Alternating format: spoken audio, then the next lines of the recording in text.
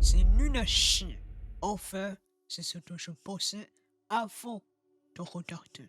Voici mon avis sur le premier. Visuellement, c'est une réussite totale. Dès les premiers plans, on est dedans. La musique, les couleurs, la tension, il y a quelque chose que j'arrive même pas à expliquer. L'univers ressemble à Star Wars. La planète désertique, le côté du personnage élu, la prophétie. Mais je préfère largement la vision de Dune. Arrakis, c'est Tatooine. En mieux, Timothée Chalamet m'a énormément surpris avec un casting aussi immense. Je pensais qu'il allait se faire écraser, mais pas du tout. Il porte le film. Il n'y a pas eu énormément de scènes d'action, selon moi. Mais même sans les scènes d'action, je n'ai pas vu le temps passer. Le premier film m'a bien plu, mais il manquait quelque chose. Et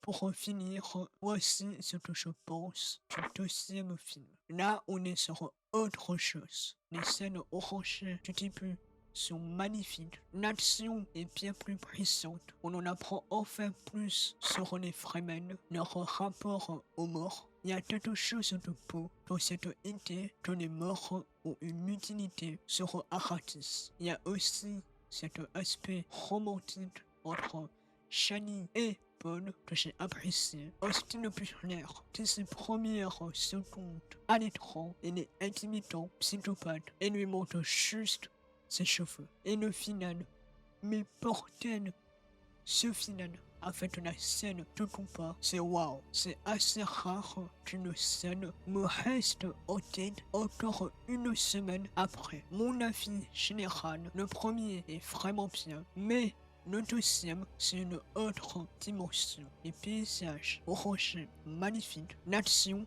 l'aspect romantique, la profondeur des personnages et surtout l'évolution de Paul que j'ai adoré. Denis Villeneuve a créé quelque chose de magnifiquement réalisé et c'est un film qui me reste gravé dans ma mémoire. Si vous n'avez pas vu les deux film, vous savez quoi faire ce week-end.